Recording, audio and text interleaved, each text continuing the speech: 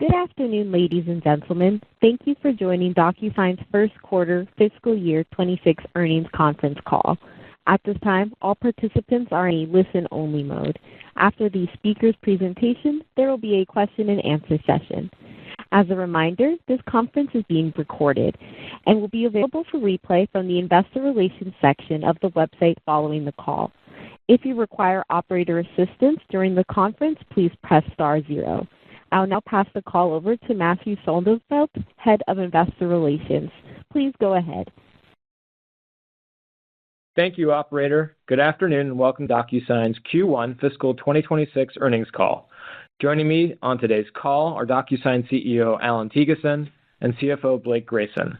The press release announcing our first quarter fiscal 2026 results was issued earlier today and is posted on our Investor Relations website along with a published version of our prepared remarks. Before we begin, let me remind everyone that some of our statements on today's call are forward-looking.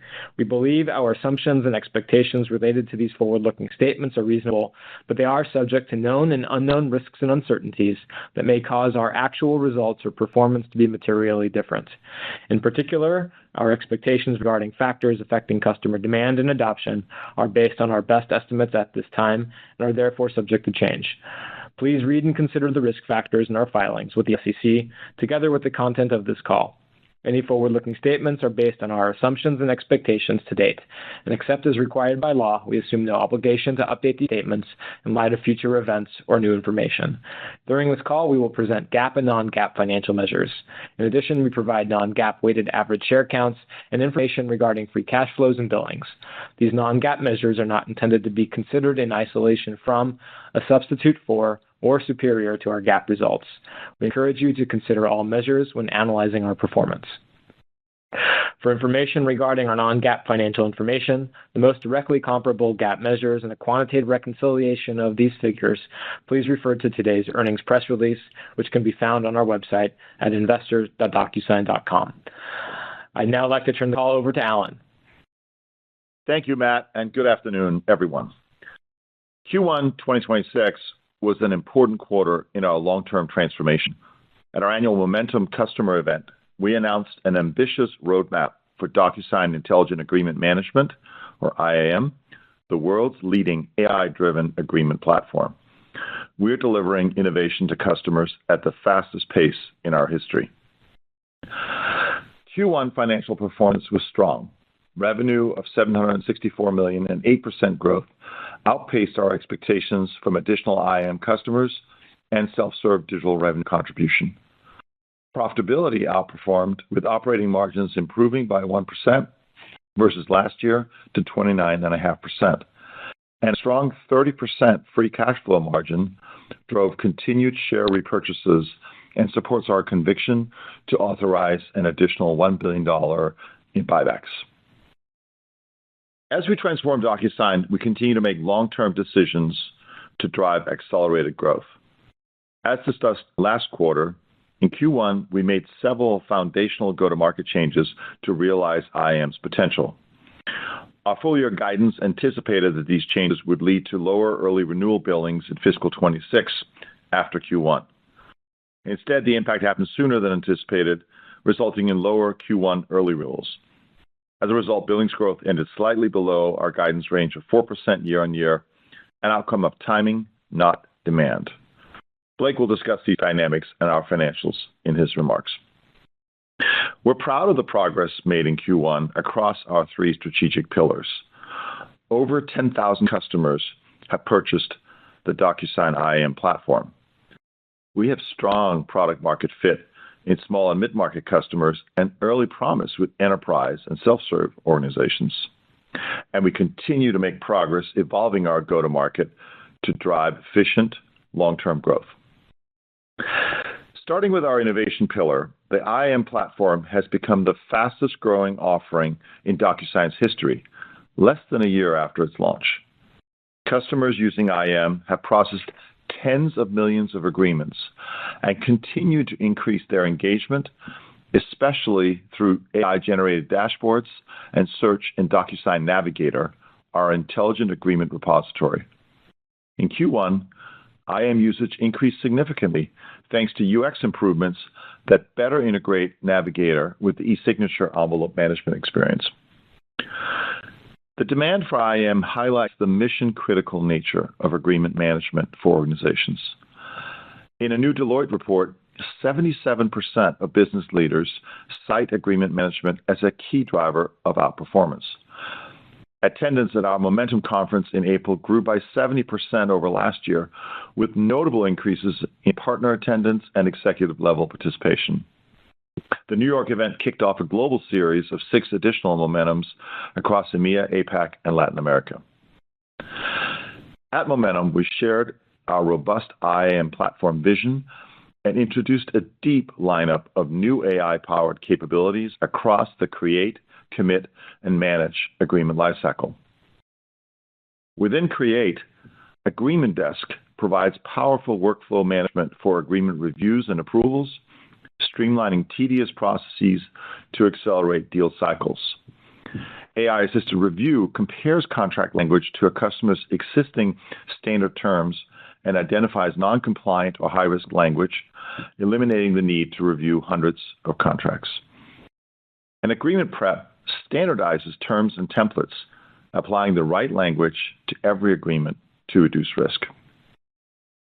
Within Commit, workspaces transform how customers collaborate with contracting counterparties by centralizing all documents, communications, and tasks in a secure hub while protecting sensitive data. Clear Identity Verification will integrate Clear's biometric identity network with IAM, making ID verification as simple as snapping a selfie. Within Manage, custom extractions for DocuSign Navigator uses AI to automatically capture the data that matters most to customers, such as organization-specific agreement information or client-specific terms. Instead of spending hours or even days on manual review, customers get instant, actionable insights. The Obligation Management Dashboard transforms a company's scattered commitments into intelligence by surfacing renewal dates, payment terms, and other obligations, helping maximize contract value and avoid penalties. These new features enable sales reps to close more business, procurement teams to stay on top of renewal dates and pricing changes, and HR teams to onboard new employees more efficiently. At DocuSign, our own procurement and legal teams have reduced agreement search time by 90% by using IAM. AI-assisted review, workspaces, and obligation management are available today. Most of the other capabilities will be available by August. Launch dates are published on our product roadmap.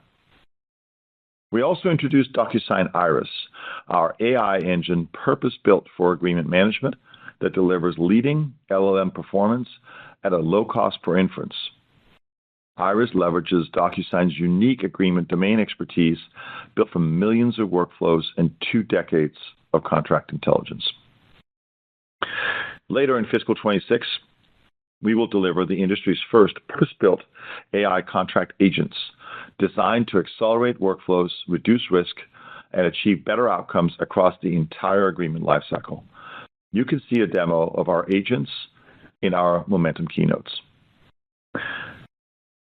Within our go-to-market pillar, we continue to drive transformation across 3 integrated routes, now all selling IAM: direct, self-serve, and partner. In Q1, IAM sales once again exceeded our outlook, and we remain on track for IAM to account for a double-digit percentage of our subscription book of business exiting Q4. Q1 direct customer IAM deal volume exceeded Q4, and we saw another significant increase in the percentage of new customers choosing IAM. International IAM deals were up over 50% from the last quarter, confirming the IAM value proposition resonates with customers worldwide. In fiscal 26, we continue to generate large-scale success with small and mid-market customers while driving initial enterprise conversations and early wins. ServiceTitan, the operating system that powers the trades, and a longtime DocuSign customer, is deploying IAM across legal, HR, sales, and procurement, using DocuSign Maestro to create time-saving automated workflows and DocuSign Navigator to gain greater insight into its business. As part of our growing strategic go-to-market partnership with Microsoft, we're delivering this IAM solution via the Azure Marketplace. IAM is also off to a strong start in self-serve. The launch of self-serve in April resulted in nearly 1,000 new IAM customers within just 3 weeks, all through organic adoption prior to the release of any marketing campaigns. In Q1, overall digital revenue continued to grow at more than double the rate of overall revenue. We also implemented self-serve account management tools for our direct sales-driven customers, which improves their experience and our go-to-market efficiency. Efficiency gains from our rapidly improving self-service channel enabled us to make broader go-to-market changes in Q1, all with the intention of maximizing IAM's long-term potential. We migrated a meaningful cohort of customers to the self-serve first digital experience, freeing up our sales team to concentrate on higher value prospects with greater revenue potential. Salesforce changes included rolling out new customer size segments, territories, and performance-based compensation.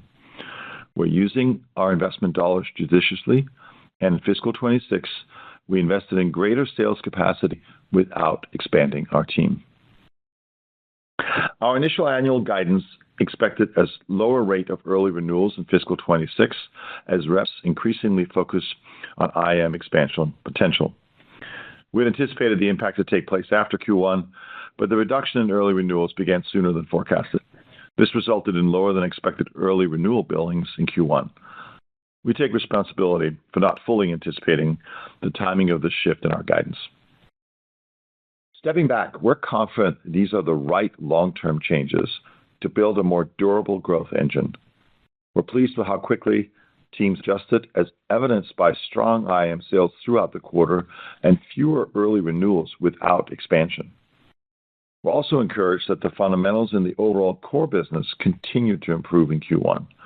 Gross retention and dollar net retention improved year over year, while envelope sent and customer contract utilization grew steadily. Also in Q1, we relaunched our partner program to focus primarily on IAM and enable partners to build business with DocuSign through specializations. At Momentum, we recognized outstanding partners that continue to grow with DocuSign. CDW, a leading multi-brand provider of technology solutions, achieved impressive triple-digit growth with us last year. Through our alliances with Deloitte and SAP, we've expanded our global footprint and recently closed a major opportunity with a Fortune 500 company in the energy sector. At Momentum, we also recognize customers delivering significant business impact on the DocuSign platform.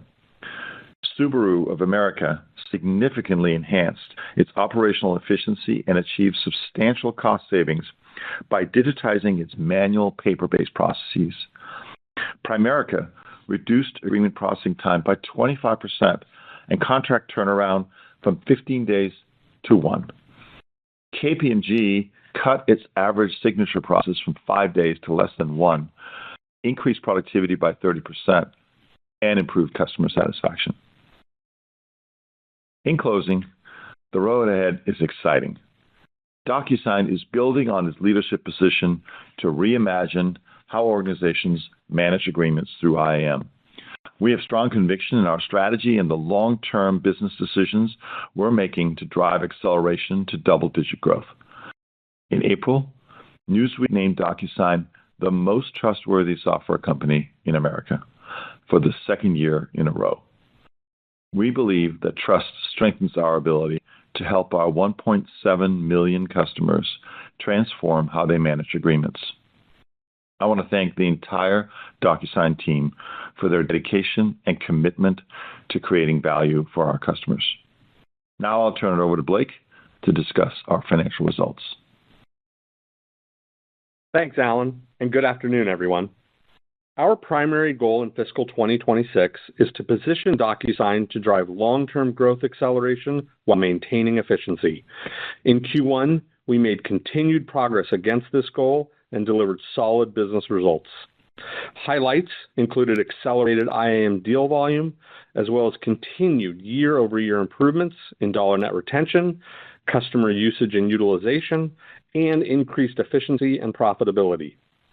While we performed better than our expectations across almost all of our key guidance metrics, including revenue and profit margins, billings came in slightly below our guidance range, driven by the timing of early renewals. In Q1, total revenue was $764 million, and subscription revenue was $746 million, both up 8% year-over-year, including a 0.6% year-over-year FX growth headwind. Revenue outperformed our expectations on both the strength of greater digital and IAM contributions, as well as from a few smaller non-recurring items. Billings grew 4% year-over-year to $740 million, with no FX impact year-over-year. Billings ended slightly below our guidance range due to lower than expected early renewals. Our billing results would have finished near the high end of our guidance range when excluding both the negative impact from early renewals and the positive billings impact relative to our forecast from FX. Billings renewal timing was impacted by the go-to-market changes discussed last quarter, including rolling out new customer size segments, territories, and performance-based compensation. As Alan explained, these changes were foundational and focused on positioning DocuSign to realize accelerated long-term growth. Specific to billings, as described last quarter, our original fiscal 2026 annual billings guidance assumed a 1% year-over-year growth headwind from reduced early renewal volume. While we expected that impact to occur after Q1, the change in incentives led to a reduction in early renewals sooner than originally forecasted. Our sales team is acting as the program was designed. The health of early renewals in Q1 improved materially from the prior year. For example, we reduced the mix of early renewals or flat or included partial churn by approximately 30% versus last year. Although the timing of early renewals has a negligible impact on revenue and does not reflect the long-term health of the business, we take responsibility for underestimating the potential timing and range of impact from the go-to-market changes. We will take a more conservative approach to forecasting the timing of early renewals for the remainder of fiscal 2026 in light of the go-to-market changes. Apart from the timing impact on billings, we are encouraged that fundamentals continued to improve in Q1. The dollar net retention rate increased slightly to 101%, in line with Q4, and up from 99% in Q1 of 2025. We continue to expect dollar net retention to moderately improve throughout the year based on both gross retention improvement and IAM upsell impact. IAM sales continue to show strong momentum, with both IAM deal volume and revenue slightly outpacing our expectations this quarter. IAM share of total direct deal volume, including upsell deals and new customer deals, increased meaningfully quarter over quarter, showing strength versus typical Q4 to Q1 business seasonality. The strength is underscored by passing 10,000 direct IAM customers in Q1, adding nearly 1,000 new IAM self-serve customers within weeks of launching that capability, and the strong early ramp in international sales. Through Q1, we are on track for IAM customers to contribute a low double-digit percentage of the subscription book of business exiting Q4. The year-over-year growth in envelopes sent remains consistent with prior quarters and has continued through May. Customer consumption, a measure of contract utilization, increased in our direct business to the highest levels since early fiscal 2022, driven predominantly by increases in North America. We observed year-over-year improvements in consumption rate in nearly every direct customer size segment and major vertical for the first time in over 2 years. In Q1, total customers grew 10% year-over-year, surpassing 1.7 million. Continued strength in customer growth highlights the value of investing in diverse routes to market and geographies.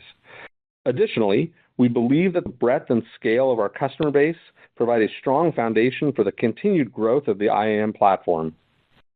Large customers spending over $300,000 annually increased by 6% year-over-year to 1,123, down slightly versus Q4 given normal seasonality. We're encouraged that a low single-digit percentage share of the $300,000 plus base has adopted and begun to roll out IAM in their organizations. This will be a multi-year journey that builds on both product and go-to-market evolution. Digital revenue growth also continued its recent strength, benefiting from initiatives that make it easier for self-serve customers to manage and upgrade their accounts. Digital revenue grew at more than double the rate of the overall business in Q1, and we are cautiously optimistic that the launch of IAM should support future digital growth. International revenue in Q1 represented 28% of total revenue and grew 10% year-over-year, or approximately 13% after adjusting for FX, which is similar to the prior quarter. Lower than expected expansion rates have impacted international growth, especially in EMEA.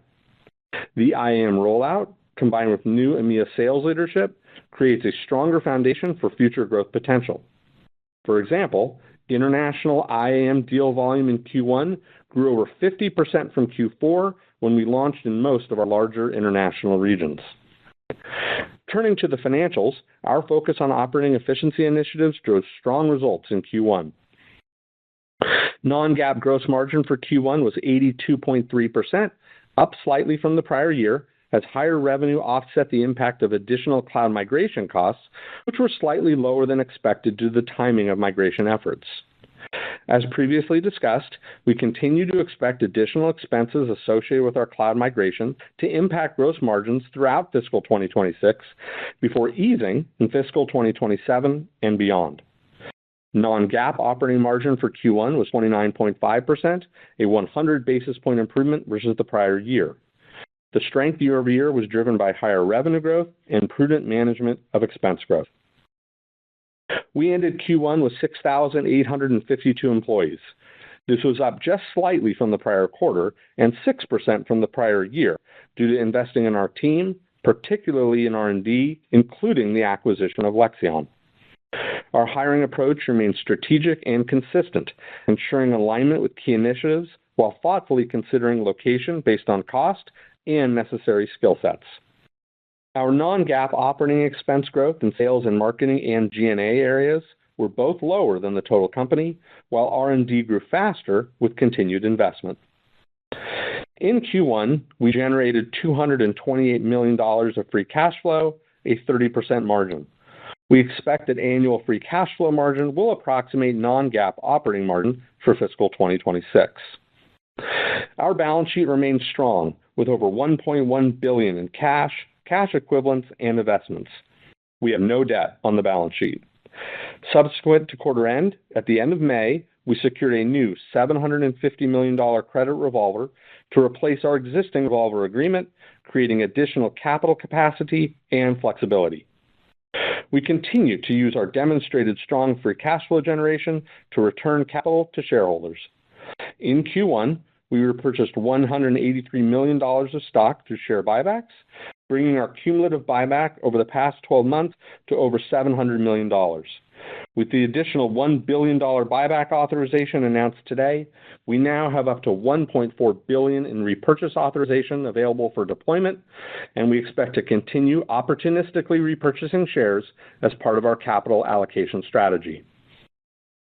Regarding the cost of our equity programs, our stock compensation expense as a percentage of revenue was 19.1% in Q1, down approximately 100 basis points from the prior year and approximately 40 basis points after excluding the impact of restructuring in Q1 of fiscal 2025. On a two-year basis, stock compensation expense as a percentage of revenue was down approximately 200 basis points from 21.1% in Q1 of fiscal 2024, excluding the impact of restructuring, reflecting continued focus on using equity compensation efficiently and managing dilution. Non-GAAP diluted EPS for Q1 was 90 cents, an 8-cent per share improvement from 82 cents last year. GAAP diluted EPS for Q1 was 34 cents versus 16 cents last year. Diluted weighted shares outstanding for Q1 was 212.8 million, in line with our expectations. Basic shares outstanding for Q1 decreased by 2.6 million year-over-year to 203.3 million total shares, reflecting the anti-dilutive impact of our buyback program. With that, let me turn to guidance.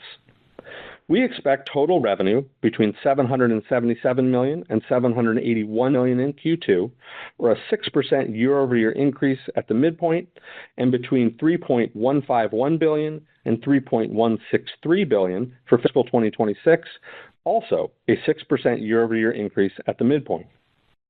We expect subscription revenue of $760 million to $764 million in Q2, or a 6% year-over-year increase at the midpoint, and $3.083 billion to $3.095 billion for fiscal 2026, or a 6.5% year-over-year increase at the midpoint.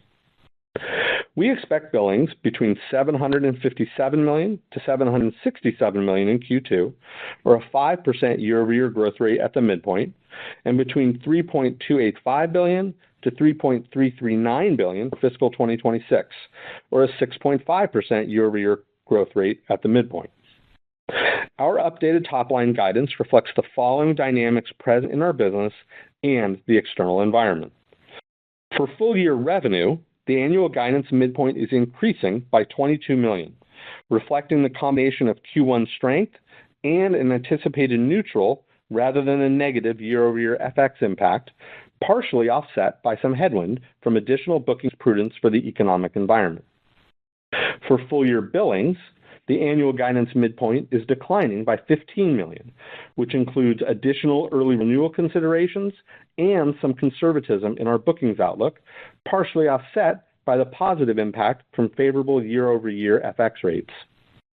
While we did not see any material macro impact on our Q1 results, we are taking a cautious approach for the remainder of fiscal 2026, given the uncertain economic environment. For early renewals, we are including a more conservative forecast to account for a wider range of potential timing and magnitude impacts. This change has nearly zero impact on our revenue forecast, as it is based on the timing of renewal contracts and is not related to customer demand.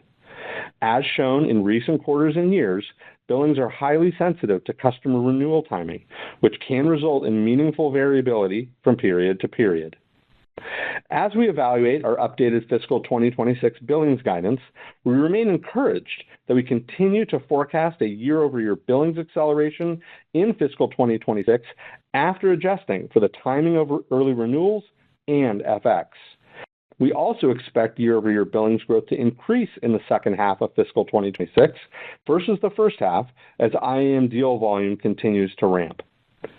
For profitability, we expect non-GAAP gross margin between 80.5% to 81.5% for Q2 and between 80.7% and 81.7% for fiscal 2026. We expect non-GAAP operating margin between 26.5% to 27.5% for Q2 and 27.8% to 28.8% for fiscal 2026, unchanged for the full year. We included the following two considerations in our non-GAAP profitability guidance.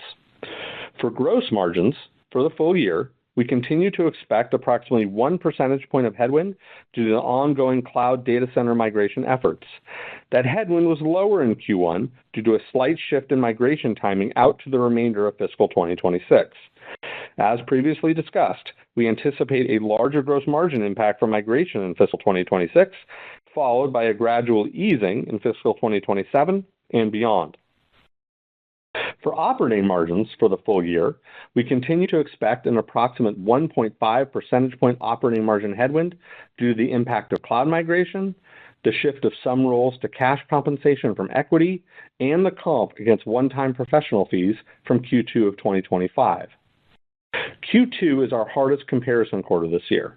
The majority of the difference between Q2 of 2026 and Q2 2025 operating margins can be attributed to the one-time benefits from professional fees, including the insurance reimbursement and litigation reserve release described in the Q2 2025 results, the ongoing cloud migration impact, and the equity to cash compensation changes.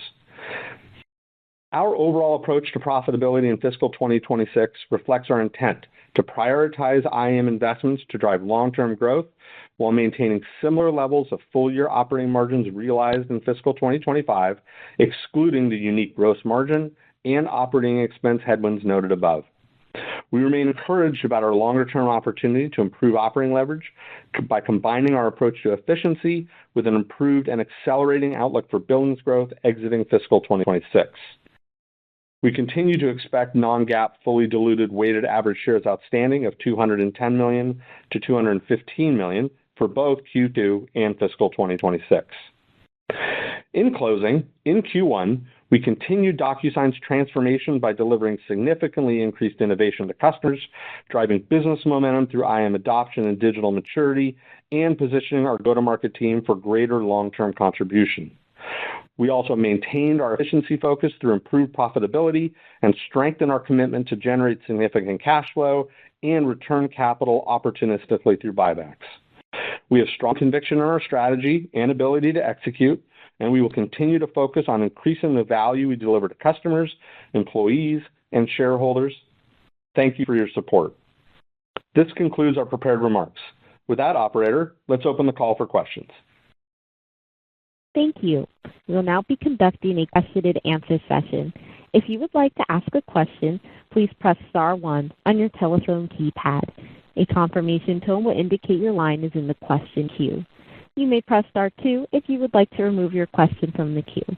For participants using speaker equipment, it may be necessary to pick up your handset before pressing the star keys. One moment, please, while we pull for questions.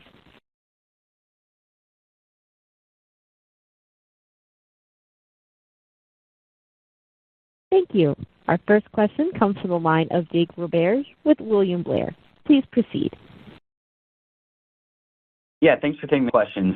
Can you just double-click on the go-to-market transition and what exactly is driving the lower early renewals? And then it sounds like normalized billings growth would have come in at the high end of the range, but if we flash back to Q3 and Q4 of last year, there were some fairly healthy beats to guidance. So can you help us understand that delta and whether there was anything else that impacted the quarter?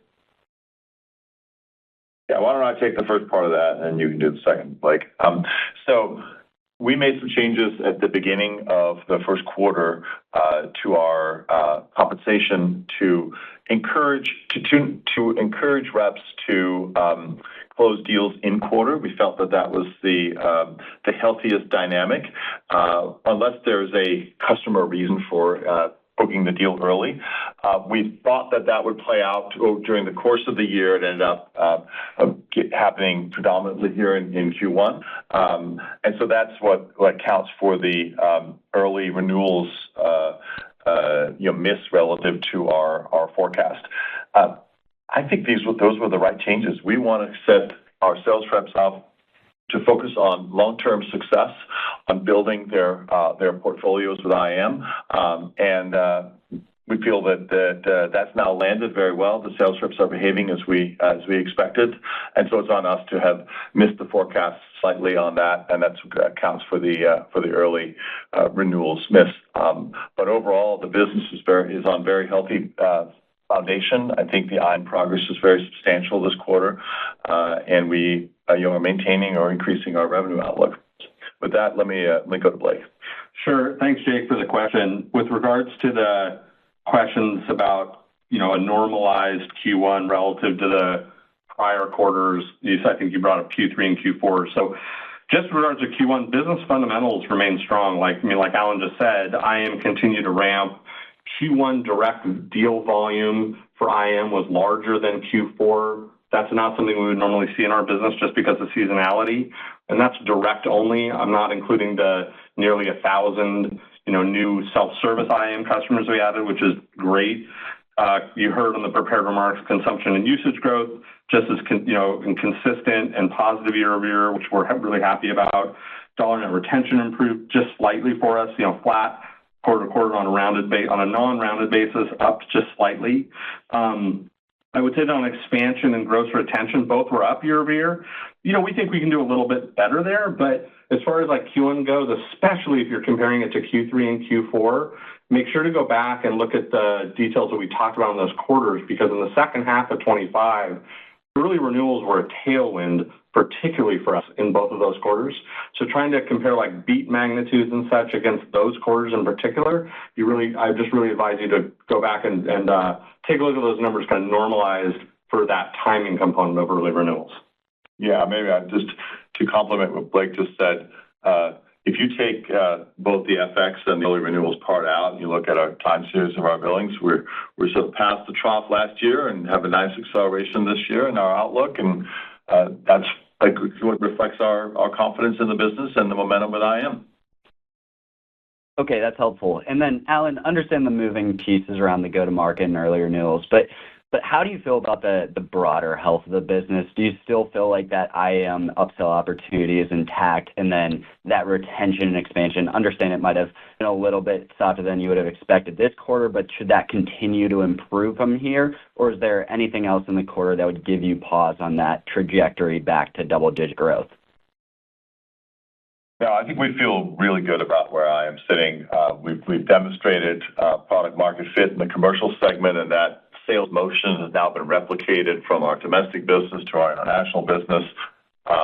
We're seeing great adoption. We mentioned some trends on the prepared remarks there. So overall, I feel really good about where I am sitting, and of course, our core sign business remains very, very healthy. We've got improving DNR overall in the business, and fundamental consumption metrics and contract utilization are also improving. And so overall, I think we're sitting on a very good trajectory.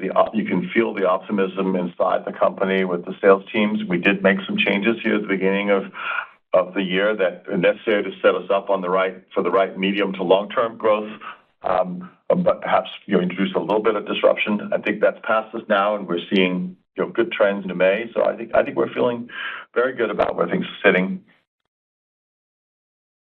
Okay, thanks for taking the questions. Thank you. Our next question comes from the line of Tyler Radke with Citi. Please proceed. Yeah, thank you for taking the questions here, and can certainly understand the billings dynamic, particularly coming off of a Q4. But I guess one of the questions we're getting from other investors is, really around your confidence level in the second half. If we take your commentary, it sort of implies a kind of continual ramp in billings growth from this Q1 level. So I guess, can you just give us a sense for what you've assumed in that ramp as it relates to early renewals, and then specifically around maybe the enterprise contribution from go-to-market and IAM? I imagine those are going to be even greater factors as you go into Q3, Q4, but just help us understand why this new guidance that implies an acceleration is de-risked in your view. First of all, we were always assuming an acceleration in the second half, and that remains the case as you observed. In terms of the factors you pointed to, we snapped to a lower level of early renewals here in Q1, and we're expecting that to be maintained throughout the remainder of the year. That feels like a very good assumption based on what we're seeing. In terms of the enterprise stuff, part of the reason that we have a lot of confidence in our forecast looking forward is because we've already demonstrated that we can replicate our commercial motion, and that's the bulk of the forecast.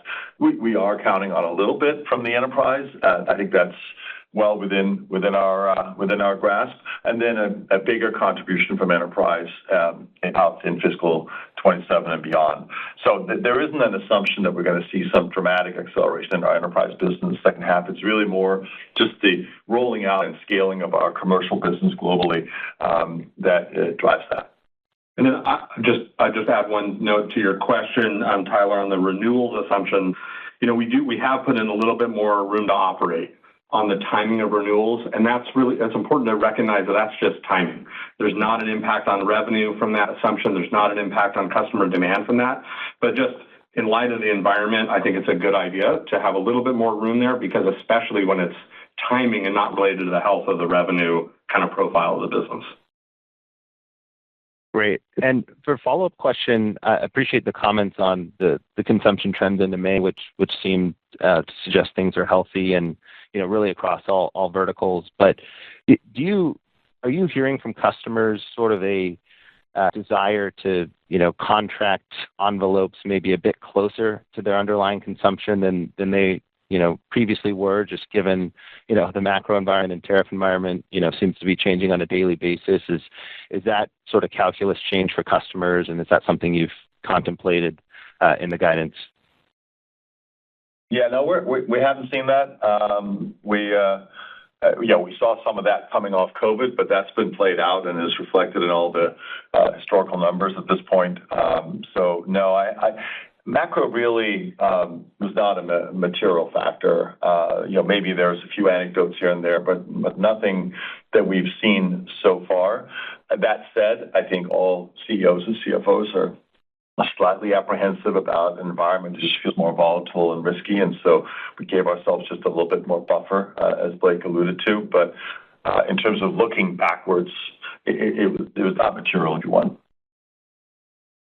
Thank you. Thank you. Our next question comes from the line of Rob Owens with Piper Sandler. Please proceed.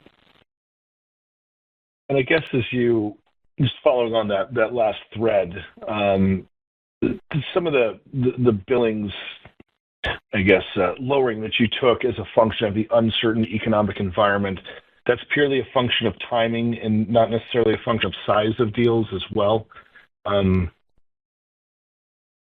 Yeah, no, I don't think we've seen anything on size of deals. I mean, you can see, I think we report our customers over 300K, which are up year on year, and we continue to see help there. That hasn't been an issue, and that's also reflected in some of the consumption stats we hold across customer size segments and industries.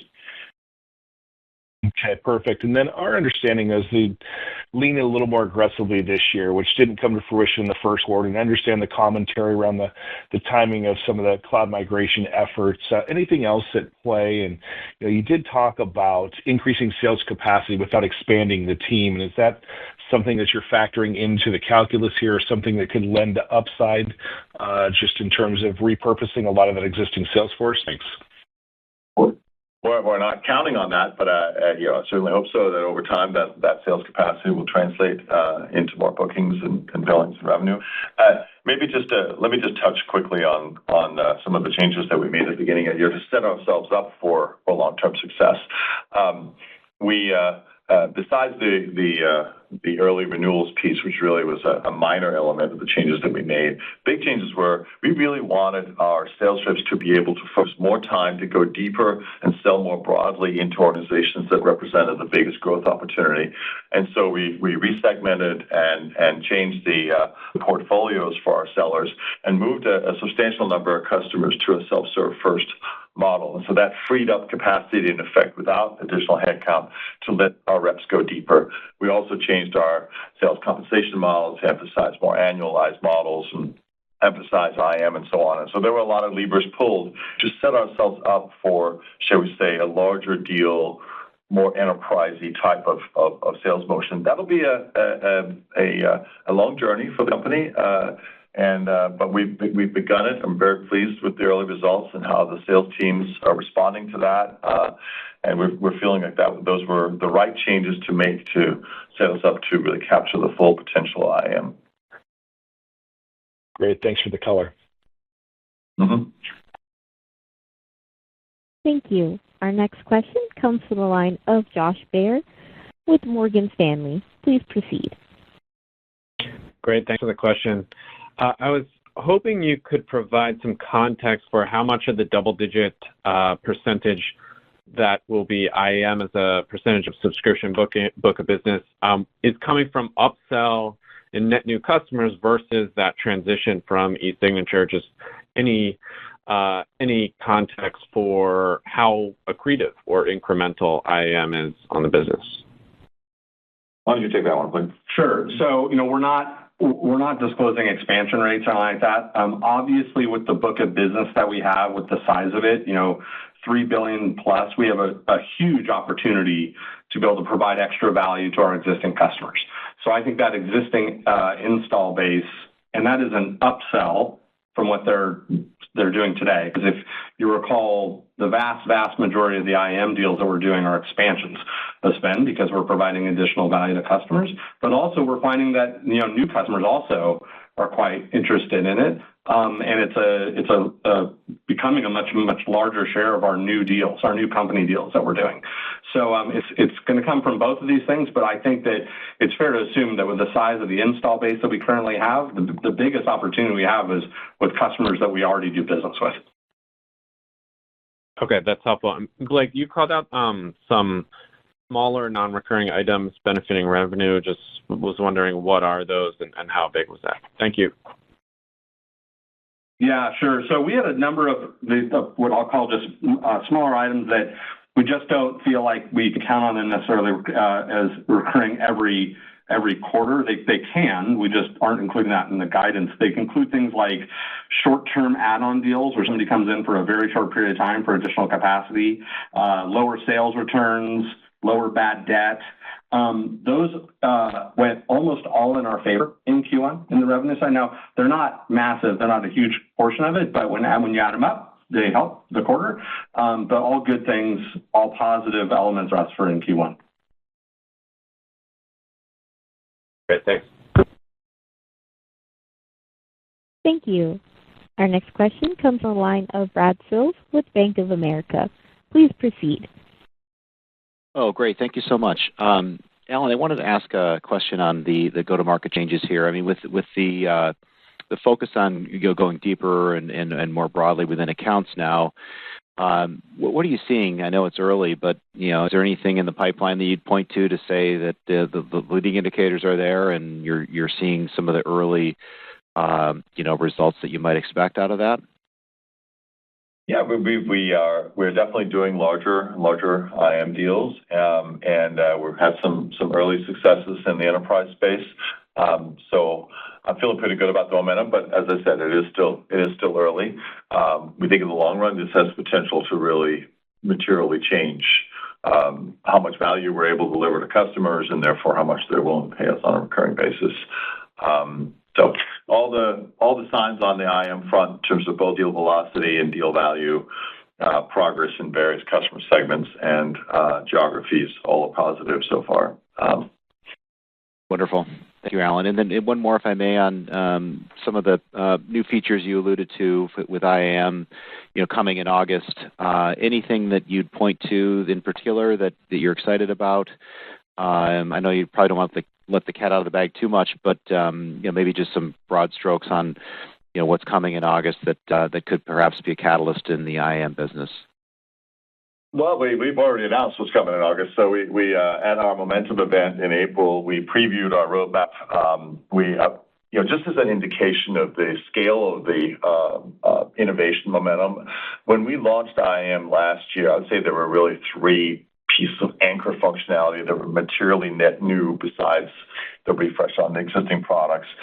And I'd say we did 7 announcements of comparable magnitude here at Momentum in April. Some of those were immediately available, and some of those are rolling out here over the next 3 to 4 months. I don't think there's any one thing that I would highlight, but maybe I'll talk about 3 very quickly. On the front end of creating agreements, we have Agreement Desk, which is essentially a system for managing the flow of contracts inside of a company. Imagine sales reps and legal, and instead of today, which is just a series of uncorrelated and unconnected emails where nobody knows what the status is. This is essentially a hub for managing that workflow that integrates with the tools you already have. That was extremely well received at the event. On the execution side, we announced something called Workspaces. Today, if you're trying to do a multi-stage financial transaction, let's say signing up for wealth management or a real estate transaction on auto purchase or anything like that, it tends to, again, be a series of disconnected interactions between the company and an outside party, a consumer or another company. We've created a single destination where all of that activity can happen with multiple parties. That's really an earthquake in that space and very, very well suited, of course, for financial services, but also for a whole host of other categories. And then I'd say on the managing your contracts after execution, one of the things that we showed that's a very, should we say, AI-centric feature, and it really wouldn't have been possible even a year or two ago, is something we call custom extractions, which essentially lets you, besides all the standard extractions like the names of the parties or the terms, now you can define any arbitrary term you're interested in, point us to a couple of agreements that those terms are present in the relevant language. The AI will essentially learn off that and then allow you to find that across your population of agreements. So that creates sort of infinite flexibility in what you can look for in your agreements, which is something that pretty much all companies have asked us for a long time, and we're finally able to deliver it in a really scalable, lightweight, delightful way. So those are just three examples of contract innovation at all stages of the journey. And I think that there was a lot of excitement at the event, and we're excited about bringing those features to market globally. Great to hear. Thanks, Alan. Mm-hmm. Thank you. Our next question comes from the line of Kurt Matternier with Evercore ISI. Please proceed. Yeah, thanks very much. Alan, I was wondering, can you expand a little bit on your commentary around your GSI partners? I was just kind of curious, whether they could be a source of sort of net new ACE for you this year. I realize it could take a while for them to build up practices, but can you just talk about, sort of where you are with them and what's the hope of them, helping pull you into the enterprise perhaps a little bit more and then, really helping to be a driver of new pipeline for you all? Thanks. Yeah. So historically, we haven't had a huge relationship with SIs because it's been primarily about our CLM business, right? Sign was so simple and easy to deploy for companies that there wasn't a lot of need for the kind of value-added services that SIs provide. But with IAM, that's really changing the picture and across really all of DocuSign. And so and at the same time, this is an area where the SIs do a tremendous amount of work already.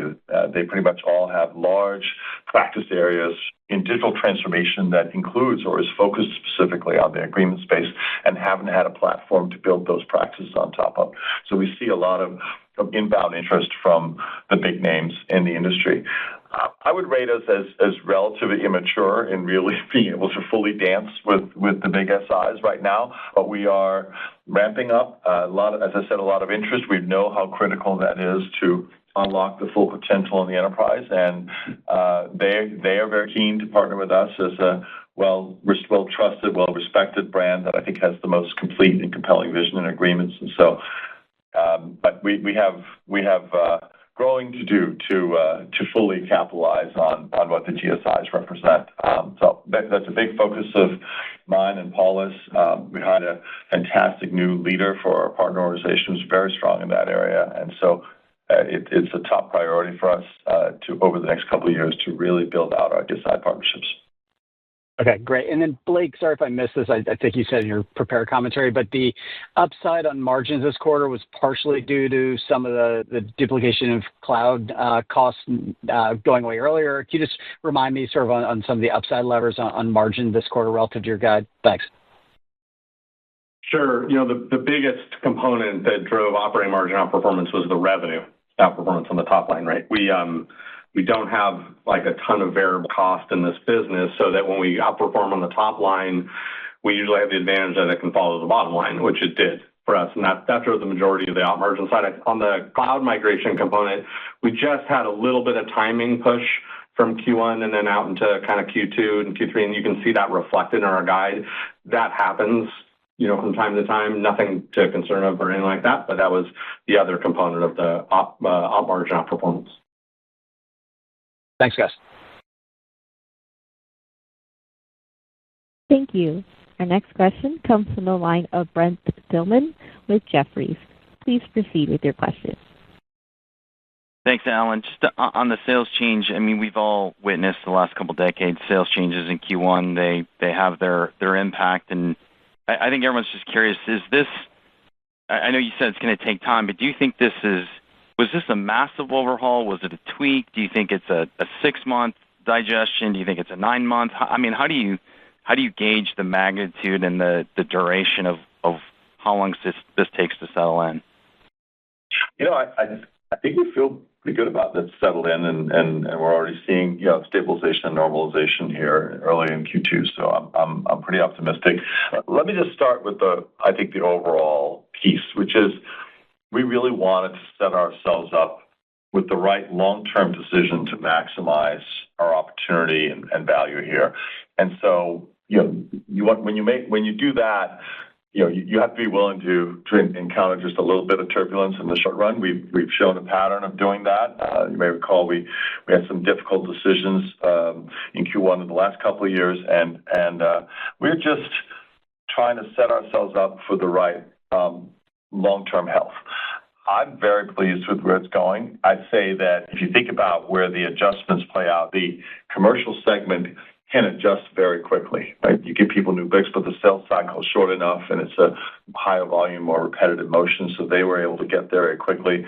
Takes a little longer in an enterprise segment, which you're building relationships over a more extended period of time, but I'm feeling like that the team's really settling in, and just the quality and scale and pipeline that team's generating is picking up. And we were, in any event, always going to be building our enterprise business during the course of the year. So I'm feeling pretty good. We did throw a lot of levers. I put it at sort of a, as I said, I think on the last earnings call, at sort of a medium size change, and very carefully planned and considered.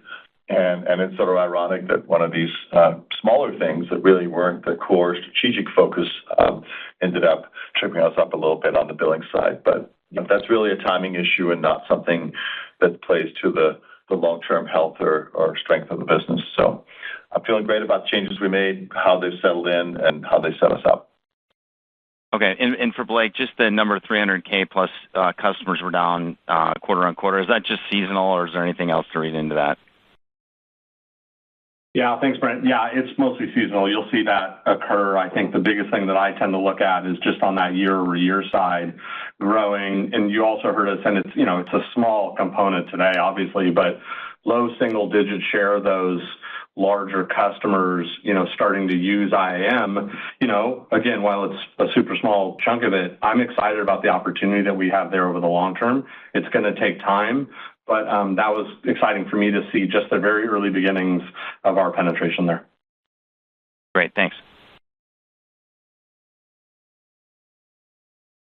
Thank you. Our next question comes from the line of Patrick Walravens with Citizens JMP.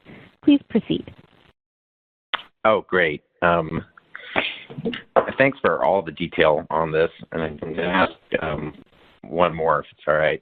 So when did you know that billings would come in below where you had guided? Yeah, why don't I start, and then you can jump in. So,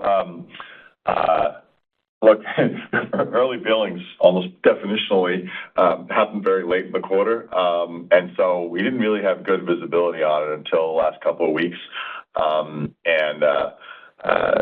So, that was not something we had, perfectly foreseen, or we would obviously have previewed it at the beginning of the quarter, because it is such a timing-sensitive thing that comes together in the last couple of weeks or even the last couple of days. I don't know, Blake, if you want to add to that. No, I mean, I just reinforce, just so everybody knows, the vast majority of our early renewals very consistently comes in the last 2 weeks of the quarter. And so there is volatility. That's why you hear us talk about, the timing of these billings based on start dates and close dates. It can cause a lot of volatility in the number. And so that's a component here. What I regret from the work that we've done is we forecasted the timing impact later than Q1, and it occurred in Q1. Everybody's operating as the way we had planned, right? Like the way the plan's designed, like Alan said, we're really happy with how this is working out. From a forecasting perspective, and I and the leadership team own this, is that we forecasted it to occur later than Q1, and it happened in Q1. Now, at the end of the day, that's just timing. It doesn't affect the health of the business. It doesn't affect revenue. It's not an indication of demand. And so from a business perspective, it's kind of I don't want to call it a non-event, but it doesn't affect the health of the business, so I'm really excited about that. Yeah, we saw the right kind of productive changes in our release mix, more than being accretive and so on. And so that's exactly the changes we're looking for. Go ahead. I'm sorry. Go ahead.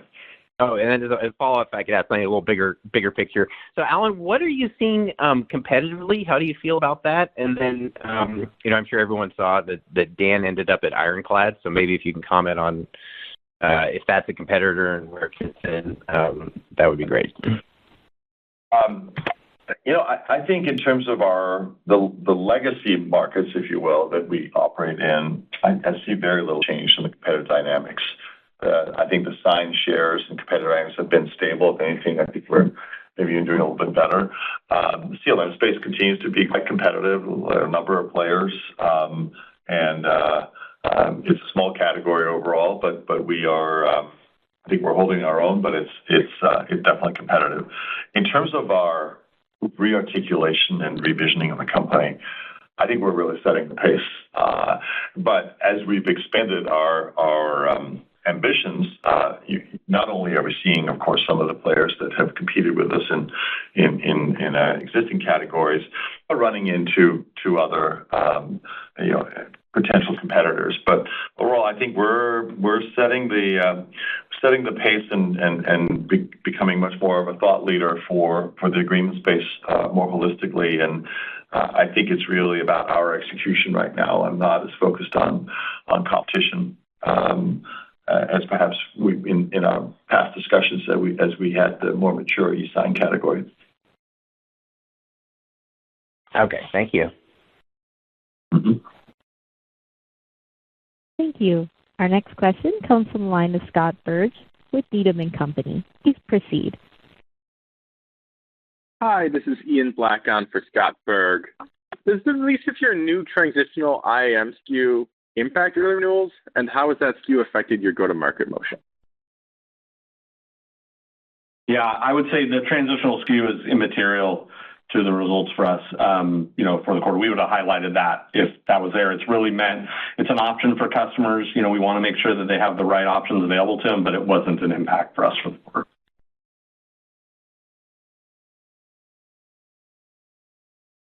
Thank you. And how has that SKU impacted your guys' go-to-market motion? It's not. I mean, you could say it's included in the guidance that we have, but the impact we think is going to be, relatively small. Okay, thank you. Thank you. Our next question comes from the line of Alex Zukin with Wolfe Research. Please proceed. Hi, this is Arsenio for Alex. I guess just what's holding you guys back from excluding early renewals from that updated guidance given the dynamic in Q1? And can you just walk us through how much early renewals are assumed now versus last year when guidance was initially provided and why it's viewed as conservative? And just a quick follow-up after that. Thanks. Sure. So we don't break out our book of renewals based on time, early, late. There's just a whole host of different ways you can think about that. Early renewals, just as an education, if some folks don't know or not, is a very regular and recurring part of our business. It is something that in the majority of cases come with expansion. And so you like that because that means that customers are either needing more capacity, want more features, all those types of things. So it's not something where I don't want anybody to think like an early renewal is like a bad renewal by any sense of the measure because, that's one of the things we really like is that when customers are consuming more than they had planned or they had originally thought, a lot of times that means they want to get more from us as well. Obviously, the conservatism in the early renewal component in the forecast, which is timing, I think you heard in the prepared remarks, we've got the impact from FX, and then we have two different kind of positive impact from FX, two different offsetting impacts. They're both worth about the same size, whether it's the early renewal component giving us a little bit more room to operate around the issue of timing, and then a little bit more conservatism around the bookings just based on the uncertainty in the environment. We think that's the prudent thing to do as we look out today. Got it. That's helpful. And then just looking at IAM pricing today, it seems to have gone up since last quarter without having that lower price point relative to like eSig Business Pro. Is this indicative of you just seeing better adoption than expected and trying to capture more value with this momentum to get better growth? No, I think we feel we're delivering a lot more value, and we charge a premium. And customers have been willing to pay that across all size segments. So, and we're adding features along the way. And the packages are becoming more valuable. And with all that we announced here at the Venom, there's a lot more there across every segment. Yes. Thank you.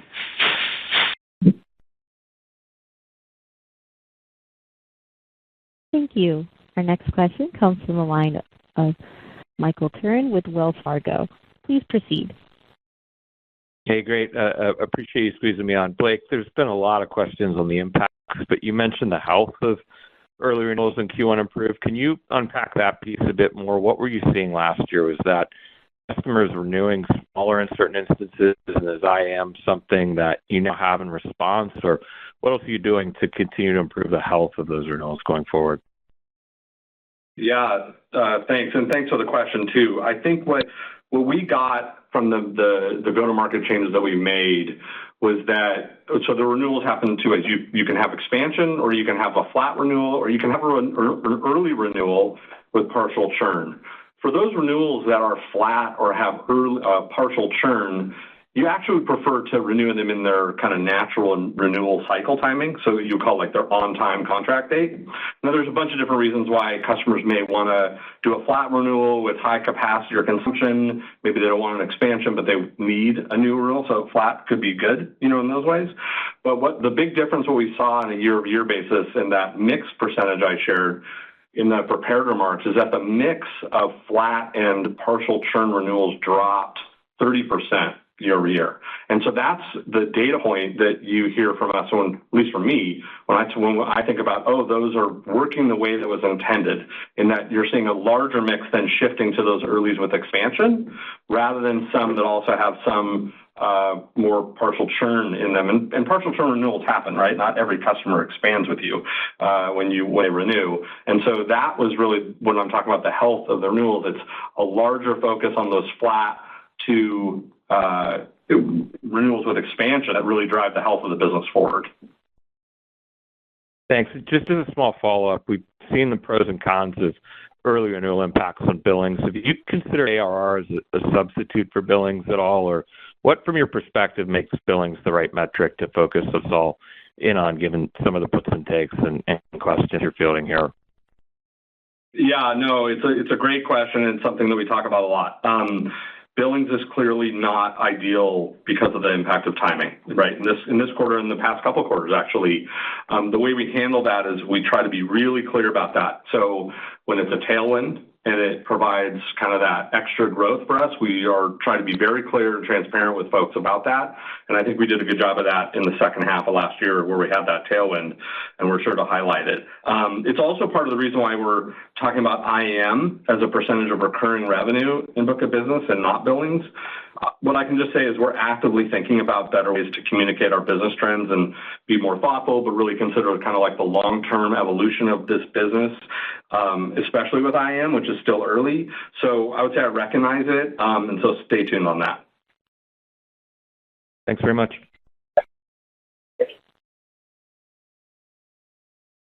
Thank you. Our next question comes from the line of Will Power with Baird. Please proceed. Okay, great. Thanks for squeezing me in as well. Maybe just shifting gears a little bit. I mean, you all noted the strong consumption trends in the quarter. I think even indicated, some of the indicators there were as strong as in a couple of years.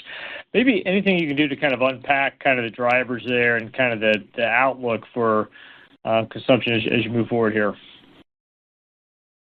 Yeah, I mean, I'll take a stab at this. I would say it's pretty challenging to disentangle exactly what that means, other than the fact that I think higher consumption and higher usage is almost always a good thing for us. With the trickiness in there and disentangling is, do you have people that are potentially running higher to their limit, for something that's going on in their business?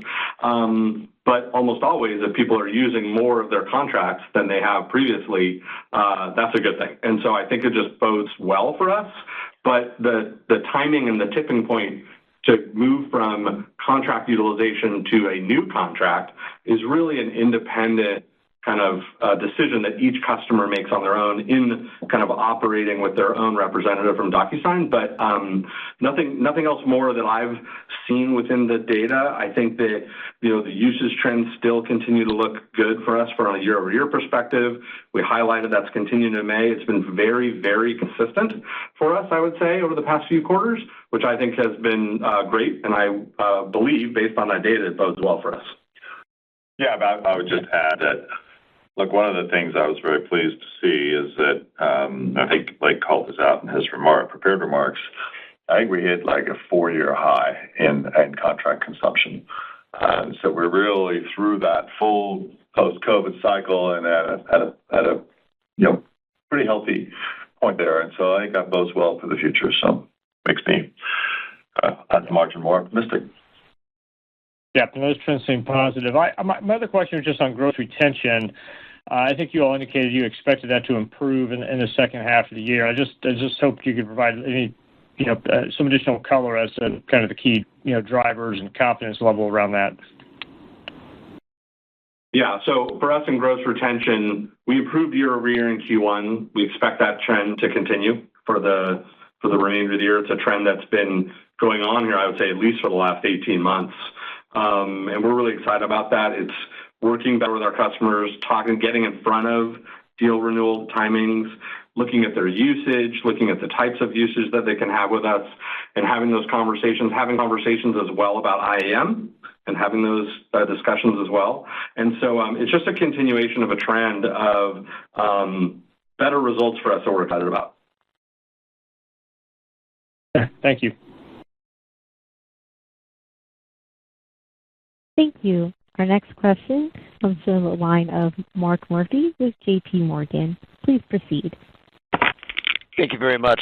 Just curious if you can speak to the activity levels that you're seeing from segments of the economy that might be slowing or could slow in the second half due to interest rates or tariffs. And I'm thinking of real estate, construction, manufacturing. The tech industry has had layoffs, consumer goods, et cetera. In understanding that you didn't seem to see any aggregate change or material change in macro, but is there any bifurcation where those industries are slowing and other industries picking up, or just anything you're noticing that looks any different? Sure. I'll take a stab at this. So I would say that the trends have been relatively consistent for us over the last few quarters. Like on a usage kind of basis, the same verticals continue to show strength for us, whether that's financial services, healthcare, insurance. Those have been kind of standout ones for us. I would say real estate continues to grow year over year, but less than the total, if you will. And that's been pretty consistent as well. So they're still growing. I just think there's room to improve there over time, depending on how everything works out. But no massive volatility, over the last quarter in any major segment. Okay. And Blake, as a quick follow-up, you had commented that the Q1 billings delta is a function of timing, not demand. Actually, I guess Alan said that. But that being the case, I'm curious why the renewals couldn't bounce back, rather automatically in Q2. In other words, if non-early renewals just become, regular old on-time renewals. And, then if that happened, why couldn't that produce a slightly better level of Q2 billings growth than what you're guiding to?